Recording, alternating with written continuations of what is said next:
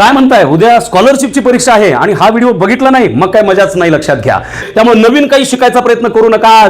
लक्षात घ्या, आपल्या अंगामध्ये सायंटिस्ट न्यूटन आईन्स्टाईन आणू नका आजच्या दिवस. लक्षात घ्या, हलकं फुलकं राहा, सिंपल राहा, सगळं छान होणार आहे. जे येतंय त्याचं परफेक्शन करा. लक्षात घ्या, आपल्याच नावाचं हॉल तिकीट आले का बघा. सेंटर जे आहे त्या सेंटरलाच आपण गेलो का बघा. नाहीतर उठशील आंघोळ करून तुझ्या शाळेमध्ये जाऊन बसशील, तुझ्याच शाळेत नंबर आला याची गॅरंटी नाही. त्याच्यावर सेंटर लिहिलंय, त्या सेंटरला तुझी परीक्षा असेल.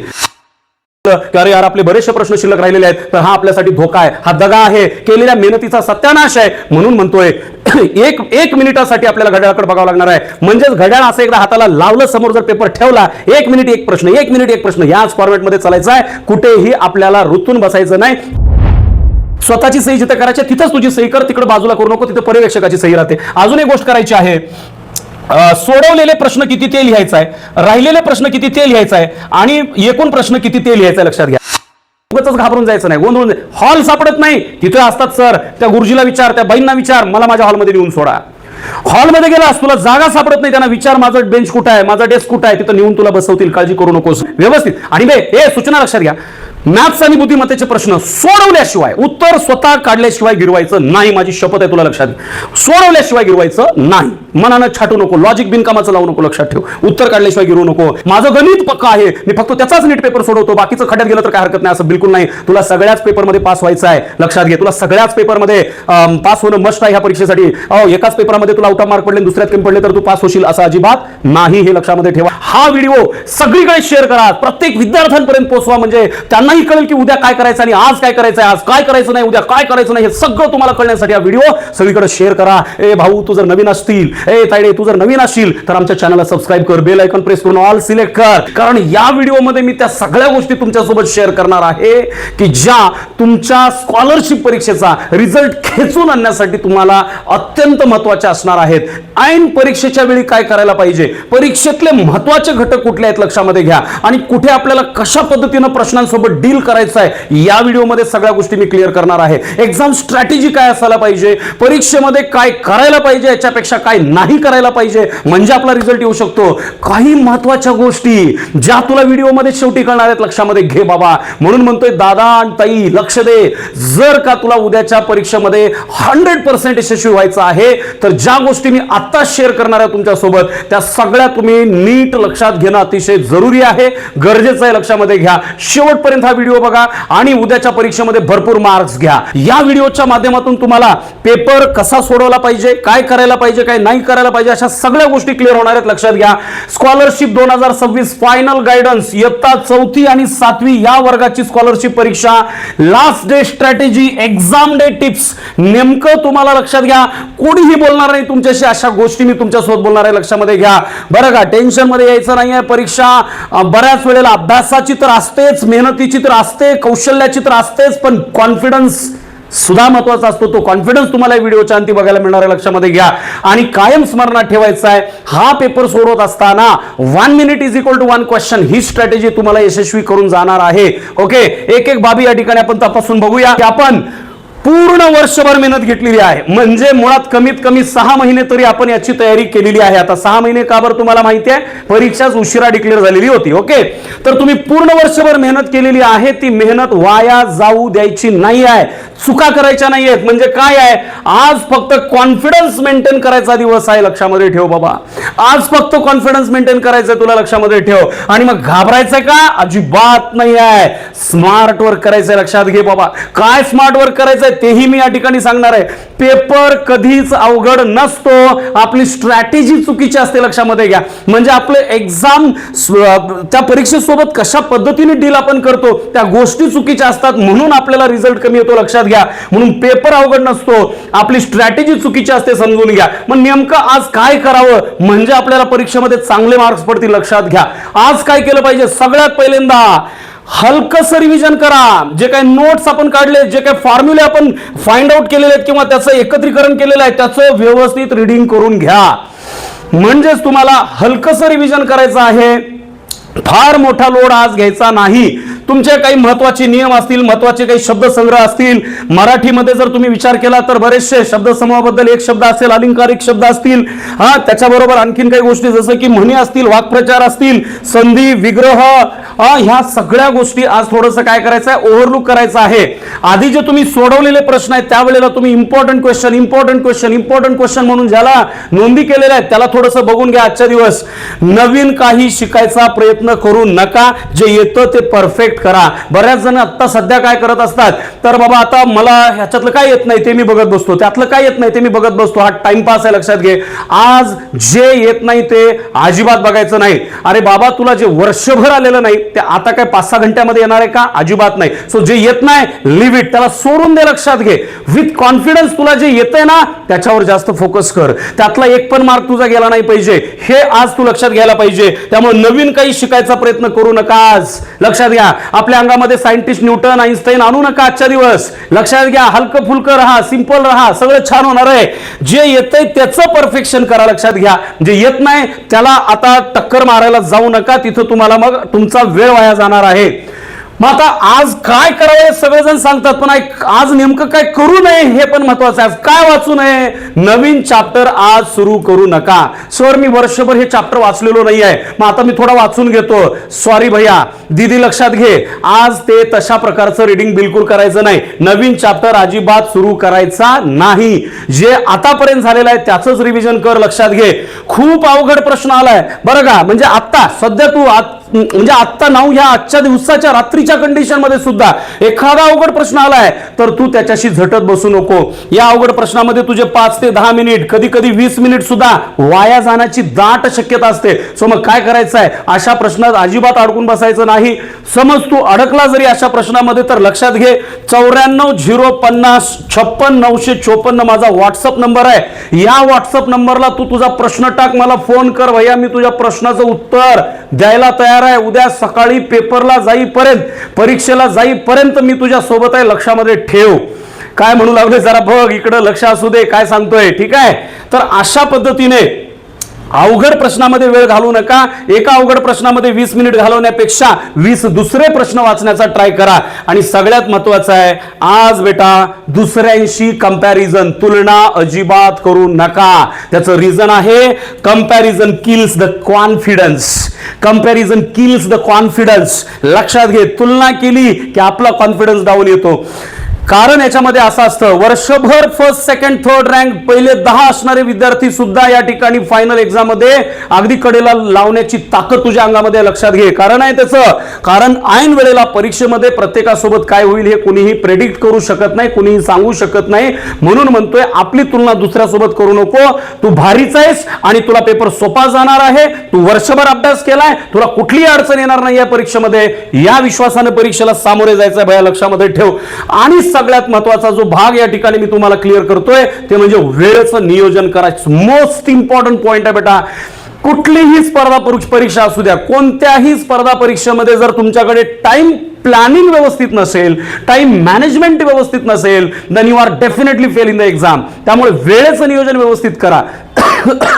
आपण बऱ्याचशा या आपल्या चॅनलच्या माध्यमातून वर्षभर प्रयत्न केलेल्या विद्यार्थ्यांना अपग्रेड करण्याचा, त्यांच्यामध्ये कॉन्फिडन्स वाढवण्याचा, त्यांचे प्रत्येक प्रश्न सोडवण्याचा आपण ऑनेस्ट प्रयत्न आपल्या चॅनलच्या माध्यमातून केला. लक्षात घ्या. आणि मग वेळेचं नियोजन करण्यासाठी माझा फॉर्म्युला काय सांगितला मी तुम्हाला, 1 minute is equal to 1 question. 1 minute is equal to 1 question. एका प्रश्नाला 1 मिनिटापेक्षा जास्त वेळ अजिबात द्यायचा नाही. लक्षात घ्या. हे मी आता सांगायलो, 1 मिनिटापेक्षा जास्त स्वतः त्या प्रश्नापाशी अजिबात थांबायचं नाही. तो किती का महत्वाचा असे ना, लिव्ह इट, त्याला सोडून द्या. 1 मिनिटाच्या आत उत्तर येत असेल तर ठीक आहे, नाहीतर सरळ पुढच्या प्रश्नाकडे जायचं आहे. आणि ज्यांची उत्तरं आली नाहीत त्यांना मग शेवटी बघायचं आहे. कारण एक लक्षामध्ये घ्या, तुमच्या परीक्षेमध्ये मित्रांनो, तुमच्या परीक्षेमध्ये 75 प्रश्न आहेत. एका प्रश्नाला 1 मिनिट दिला तर तुमचे 75 मिनिटच संपणार आहेत. लक्षात घ्या. उरणारे तुमच्याकडे 15 मिनिटं म्हणजे 90 मिनिटाचा वेळ तुमच्याकडे शिल्लक आहे. या 15 मिनिटाच्या टायमिंग मध्ये तुम्ही तुमचे राहिलेले जे प्रश्न आहेत ना ते सोडवत बसा, जिथं तुमचा जास्त टाइमपास होणार होता. ठीक आहे, म्हणून वेळेचं नियोजन करा. स्वतः हातामध्ये घड्याळ वापरा. हे मी नेहमी सांगत असतो स्पर्धा परीक्षा देणाऱ्या विद्यार्थ्यांना, स्वतः घड्याळ यूज करा. 50 रुपयाचं 100 रुपयाचं का असत नाही, ते टाइम दाखवणं महत्वाचं आहे. स्वतःच्या हातामध्ये घड्याळ असू द्या. कारण का, ज्या शाळेमध्ये तुमची परीक्षा होणार असते त्या शाळेमधलं प्रशासन कशा प्रकारचं आहे आपल्याला माहिती नाही बाळा, लक्षात घ्या. आणि मग होऊ काय शकतं तिथं, दर अर्ध्या तासाला टोल देतीलच याची गॅरंटी नाही. अलग लक्षामध्ये. मग ते कदाचित काही शाळांमध्ये असं पण होईल की 10 मिनिटं कमी असतानाच डायरेक्ट टोल देतील आणि मग तेव्हा आपल्याला कळायला लागलं की अरे यार आपले बरेचसे प्रश्न शिल्लक राहिलेले आहेत, तर हा आपल्यासाठी धोका आहे, हा दगा आहे, केलेल्या मेहनतीचा सत्यानाश आहे. म्हणून म्हणतोय एक मिनिटासाठी आपल्याला घड्याळाकडे बघावं लागणार आहे. म्हणजेच घड्याळ असं एकदा हाताला लावलं, समोर जर पेपर ठेवला, 1 मिनिट 1 प्रश्न, 1 मिनिट 1 प्रश्न, याच फॉर्मॅटमध्ये चालायचं आहे. कुठेही आपल्याला रुतून बसायचं नाही, अडकून बसायचं नाही. लक्षात घ्या, स्वतः घड्याळ वापरा, प्रत्येक प्रश्नासाठी वेळ ठरवा, जे की मी सांगितलंय 1 क्वेश्चन 1 मिनिट. आणि मग शेवटी ते 10 ते 15 मिनिट शिल्लक राहणारच आहे, तर तिथं रिवाईज करा. रिवाईज करा की आपलं काय राहिलंय, रिवाईज करा काय शिल्लक राहिलेलं आहे, कोणते लेंदी प्रश्न होते, कोणत्या प्रश्नासाठी वेळ देणं आवश्यक आहे, ते सगळे प्रश्न शेवटी त्या 15 मिनिटाच्या टायमिंग मध्ये तुम्ही रिवाईज करायचे आहेत. म्हणजे तुम्हाला कुठलाही लॉस होणार नाही. कायम स्मरणात असू द्या, time control is equal to paper control. लक्षात घ्या, वेळेवर जर तुम्ही नियंत्रण आणलं तर तुमच्या पेपरवर नियंत्रण 100% आल्याशिवाय राहणार नाही बाळा, लक्षात घ्या. आता आपल्या पेपरचा पॅटर्न समजून घ्या. पेपर पॅटर्न आपल्याला माहितीच आहे, पण तरी पण मी या ठिकाणी रिवाईज करतोय. पेपर 1 आहे आपला मराठी आणि गणिताचा. पेपर 1 आपला मराठी आणि गणिताचा आहे, लक्षामध्ये घ्या. जनरली माहित असू द्या, आपलं जे काही शेड्यूल ठरलेलं आहे बाळा, लक्षामध्ये घ्या, आपल्या शेड्यूल नुसार आपल्याला जावं लागणार आहे. आता आपल्या शेड्यूलमध्ये जे काही दिवसभराचं मॅनेजमेंट आहे किंवा टाइम मॅनेजमेंट आहे, माहिती आहे का तुम्हाला, 3:30 वाजता तुमचा पेपर शेवटचा संपणार आहे. 3:30ला पेपर संपल म्हणजेच काय आहे, 2 ते 3:30 हा नंतरचा टाइम आहे. लक्षामध्ये घ्या, 2 ते, म्हणजे आपल्याला जनरली काय माहिती आहे का, साधारण मला असं वाटतं की बाबा 11 वाजता काहीतरी तुमचा पेपर सुरू होणार आहे. मग 11 ते, लक्षात घ्या, 11 वाजता जर पेपर आपला सुरू झाला तर 12:30 पर्यंत पेपर चालणार आहे. मग 12:30 वाजल्यापासून पुढे तुम्हाला काय केलेलं आहे, गॅप टाकलेला आहे. किती वाजेपर्यंतचा, 2 वाजेपर्यंतचा. नंतरचा पेपर आपला 2ला सुरू होणार आणि तो 3:30 वाजेपर्यंत चालू राहणार आहे. म्हणजे पहिला पेपरचा टप्पा आहे 11 ते 12:30. दुसऱ्या पेपरचा टप्पा आहे 2 ते 3:30. या दरम्यान लक्षात घ्या, मध्ये गॅप दिलेला आहे. डब्बा सोबतच ठेव, डब्बा सोबतच ठेव. घरी जाऊन वापस येणं शक्य नसतंय आणि शक्य असलं तरी विनाकारण धावपळ होण्याची शक्यता असते. अलग लक्षामध्ये, सेंटरला थोडंसं लवकरच जा. बरेच जण काय विनाकारण उशीर करतात, ट्रॅफिक असू शकते, घाई गडबड होऊ शकते, त्याच्यामुळं अगोदरच सेंटरवर कमीत कमी पाऊण तास अगोदर जा, कमीत कमी पाऊण तास अगोदर जा. त्याच्यानंतर विनाकारण इकडे तिकडे फिरत बसू नका, चेक करून घ्या. लक्षात घ्या की आपला हॉल कुठं आहे, आपलं सीटिंग कशी असणार आहे, हे सगळं आधी चेक करून घ्या. रिलॅक्स व्हा, वर्गामध्ये आपल्या सीट नंबरवरती जो जिथं आहे त्या हॉलमध्ये त्या बेंचवरती जाऊन बसा, रिलॅक्स व्हा थोडंसं. ओके, तर अशा पद्धतीनं तुम्हाला काय करायचं आहे, पहिल्या पेपरला बरं का, म्हणजे कमीत कमी 10 सव्वा 10ला तर तुम्ही सेंटरवर हजरच राहायला पाहिजे, असं माझं मत आहे बाळांनो. लक्षात घ्या. मग पहिला पेपर मराठी आणि गणिताचा आहे. 75 प्रश्न, प्रत्येक प्रश्न 2 मार्काला, म्हणजे 150 गुणांचा पेपर तुमचा पहिला होणार आहे. हा पहिला पेपर संपल्याबरोबर काय होणार आहे, म्हणजे 12:30 वाजतील. त्यावेळेला तुम्हाला मध्ये गॅप आहे 12:30 ते 2, म्हणजे 1.5 तासाचा, हा नावाला 1.5 तासाचा गॅप आहे. कारण पुन्हा दुसऱ्या पेपरच्या अगोदर अर्धा घंटा तुम्हाला हॉलमध्ये जायचं असतं, हे विसरू नका. त्याच्यामुळं घरला जाणं येणं असं काही करत बसू नका. दुसरा पेपर इंग्रजी आणि बुद्धिमत्ता आहे. तिथं सुद्धा 75 प्रश्न आणि 150 गुण आहेत. आणि कायम लक्षात ठेवा, दोन्ही पेपर इक्वली इम्पॉर्टंट आहेत. माझं गणित पक्का आहे, मी फक्त त्याचाच नीट पेपर सोडवतो, बाकीचं खड्यात गेलं तर काय हरकत नाही, असं बिलकुल नाही. तुला सगळ्याच पेपरमध्ये पास व्हायचं आहे. लक्षात घे, तुला सगळ्याच पेपरमध्ये पास होणं मस्ट आहे ह्या परीक्षेसाठी. एकाच पेपरामध्ये तुला आउट ऑफ मार्क पडले, दुसऱ्यात कमी पडले तर तू पास होशील असं अजिबात नाही. हे लक्षामध्ये ठेवा, कायम स्मरणात असू द्या. म्हणजे पेपर 1 मध्ये पण तुम्हाला लक्षात माहिती आहे का नाही, तुम्हाला 40% रिझल्ट आपल्याला दाखवायचा असतो. लक्षात घ्या, म्हणजेच तिथं तुम्हाला 60 मार्क घेणं आवश्यक आहे. 40% मार्क म्हणजे 100 पैकी 40, 50 पैकी तिकडचे 20, म्हणजे 40 आणि 20 असे 60 मार्क पेपर 1 मध्ये कमीत कमी पाहिजे. पेपर 2 मध्ये पण 60 पाहिजे, तर तू पास होतोस. आणि पास झालं याचा अर्थ स्कॉलरशिप होल्डर झाला असं आहे का, अजिबात नाही. म्हणून दोन्ही पेपरात पास व्हायचं आहे. लक्षात घे, दोन्ही पेपर महत्वाचे आहेत. अपेक्षित गुण तुला किती पडायला पाहिजे, तर बघ बाबा, मराठीमध्ये तुला 20 पेक्षा जास्त मार्क पडायला पाहिजे मराठीमध्ये. गणितामध्ये तुला 40 पेक्षा जास्त मार्क्स पडायला पाहिजे. म्हणजे प्रश्न किती बरोबर आले पाहिजे, प्रश्न 20 पेक्षा जास्त प्रश्न मराठीमध्ये, 40 पेक्षा जास्त प्रश्न गणितामध्ये. इंग्रजी तर एवढं सोपं असतं, एवढं सोपं असतं की अनलिमिटेड सोपं असतं. लक्षात घे, इंग्रजीमध्ये सुद्धा तुला 20 पेक्षा जास्त गुण जर घेता आले आणि बुद्धिमत्ता थोडंसं कॉम्प्लिकेटेड राहतं, लक्षात घ्या. काही जणाला सोपं पण असू शकतं, मी काय सगळ्यांसाठी असं असेल असं म्हणत नाही आहे. आणि मग तिथं जर का तुला 35 पेक्षा जास्त स्कोर करता आला, हे कमीत कमी बॉटम लेवल सांगायला म्हणजे किती झाले, 20 आणि 20 40 आणि 40 80 आणि 35 म्हणजे 115 प्रश्न तुझे या ठिकाणी दोन्ही पेपरमध्ये बरोबर आले. प्रत्येक प्रश्न 2 गुणाला आहे, तर एकूण गुण किती झाले, 230 गुण झाले. एवढे गुण सुद्धा तुला स्कॉलरशिप होल्डर होण्यासाठी पुरेसे आहेत, काफी आहेत. आतापर्यंतचा इतिहास लक्षात घेतला तर मी सांगतोय बरं का. ओके, तर असं हे तुला मॅनेजमेंट करणं आवश्यक आहे. आणि रिलॅक्स हो, सगळेच प्रश्न अवघड नसतात. बघ लक्षात घे, 75 पैकी किती अवघड असतील प्रश्न बा पहिल्या पेपरमध्ये, लय झालं तर 15-20 प्रश्न अवघड असतील. मग 20 अवघड तर अवघड, मग तुझे 55 बरोबर आले पाहिजे. दुसऱ्या पेपरात सुद्धा तुझे 55 बरोबर आले पाहिजे. मग 55 110 बरोबर आले का नाही, म्हणजे स्कोर कुठं चाललाय तुझा, 220 ला चाललाय. लगा कशाला घाबरतोय, ही स्ट्रॅटेजी लक्षामध्ये ठेव, काळजी करायची गरज नाही. हा पेपर पॅटर्न आहे. पेपर कसा सोडवायचा, प्रश्न सोडवण्याची काय स्ट्रॅटेजी असली पाहिजे. बाबा लक्ष दे, अवघड प्रश्नात अजिबात अडकून पडून नकोस.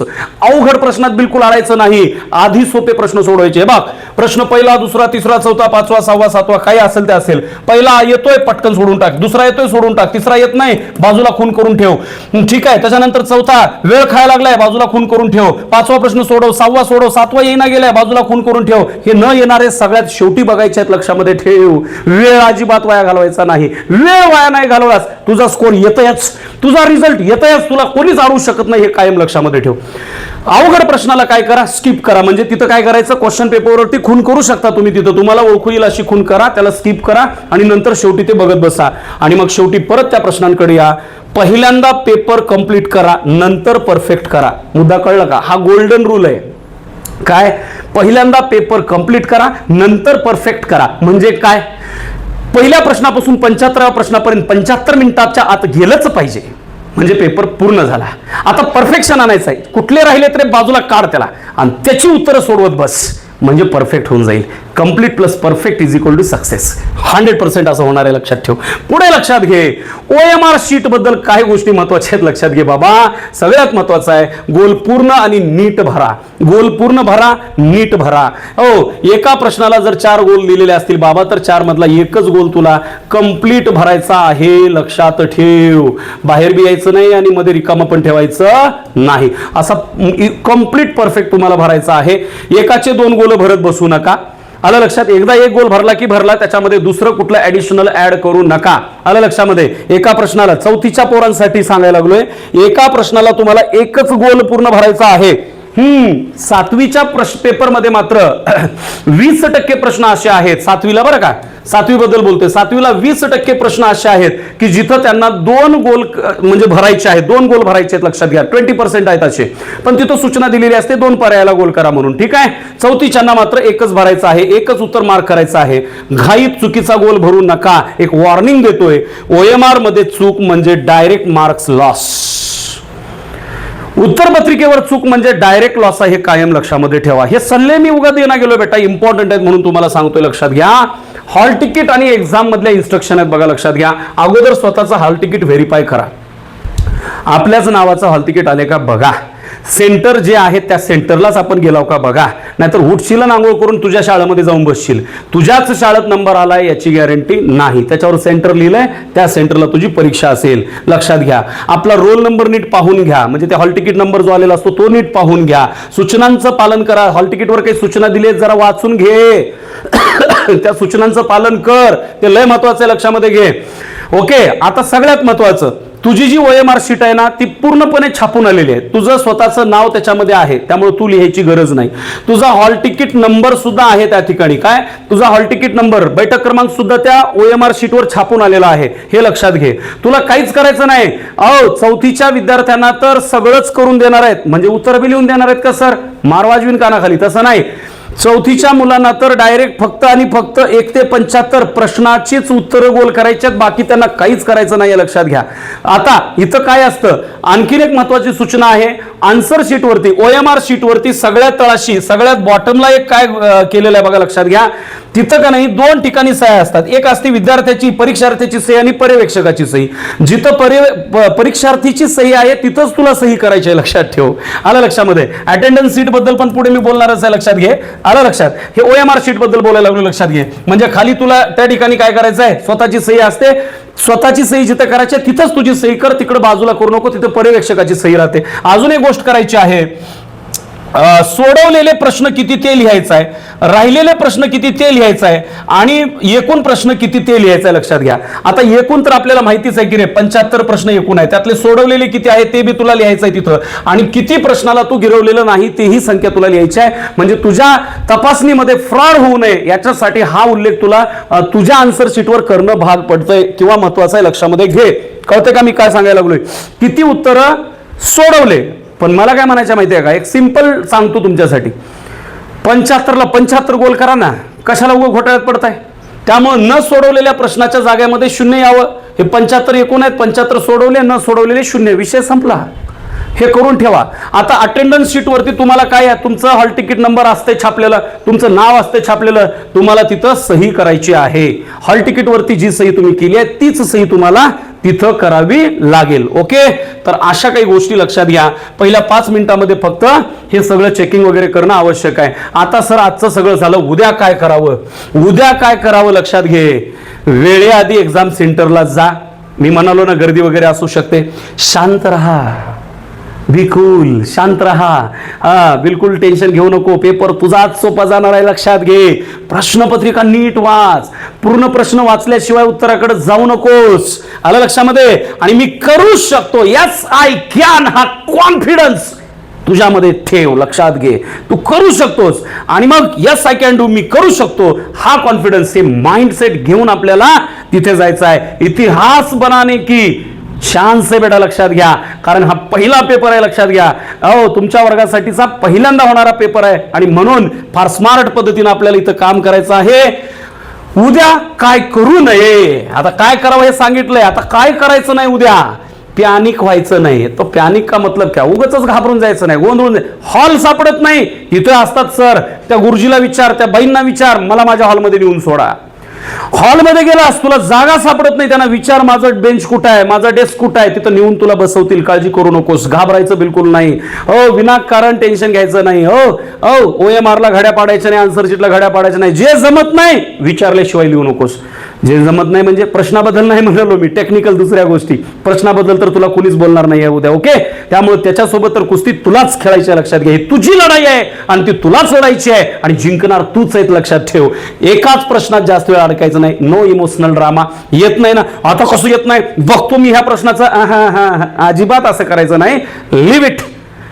युट्यूब मध्ये सुद्धा ऍडव्हर्टाईज येते का नाही, आणि आल्यावर का आपण ऍडव्हर्टाईज बघत बसताव का. स्किप नावाचं बटन आहे, त्याला स्किप कर, पुन्हा बघत बस, लक्षात घे बरं का. एकाच प्रश्नात अडकून बसायचं नाही आणि इतरांकडे बघत बसायचं नाही. हे जो काय चाललंय, तिचं काय चाललंय, यांचं काय चाललंय, बिलकुल हे करत बसायचं नाही. Focus on your self. स्वतःवरती फोकस कर.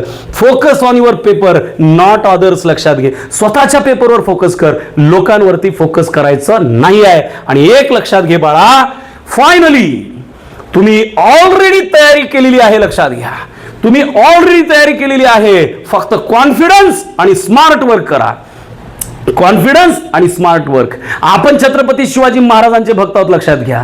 त्यांचे मावळे आहोत आपण, लक्षामध्ये घ्या. त्याच्यामुळं हा कॉन्फिडन्स आणि स्मार्ट वर्क राजाने आपल्याला शिकवलाय, तोच उद्या परीक्षेमध्ये आपल्याला करायचा आहे. तुझं सगळं झालंय, फक्त उद्या उपस्थित राहून व्यवस्थित गोल करून व्यवस्थित. आणि सूचना लक्षात घ्या, मॅथ्स आणि बुद्धिमत्तेचे प्रश्न सोडवल्याशिवाय, उत्तर स्वतः काढल्याशिवाय गिरवायचं नाही. माझी शपथ आहे तुला, लक्षात घे.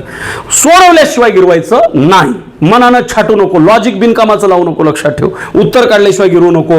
यश तुमचंच आहे, फक्त ते उद्या लिहून आणायचं आहे. काय म्हणतोय, यश तुमचंच आहे, फक्त ते उद्या परीक्षेत बसून लिहून आणायचं आहे, लक्षामध्ये घ्या. सो व्हॉट, बी काम, बी स्मार्ट अँड क्रॅक स्कॉलरशिप, लक्षात घ्या. शांत राहा, स्मार्ट वर्क करा, डॉंकी वर्क करू नका, आणि क्रॅक करा त्या स्कॉलरशिप परीक्षेला. क्रॅक करा त्या पेपर मधल्या प्रश्नांना. तुडून टाका, सगळा तुडून टाका म्हणजे फाडून टाका नाही, लक्षात घ्या. आणि हे होऊ शकते, तुम्ही हे करू शकता. म्हणून मी म्हणतोय, उद्याची ही परीक्षा अतिशय आनंदाने, शांत मनाने, कॉन्फिडन्सने आणि स्किलफुली पेपर सोडवायचा आहे, स्मार्ट वर्क करायचं आहे, वेळ वाया घालवायचा नाही, एक पण सेकंद एक पण मिनिट आपल्याला वाया घालवायचं नाही. लक्षामध्ये घ्या.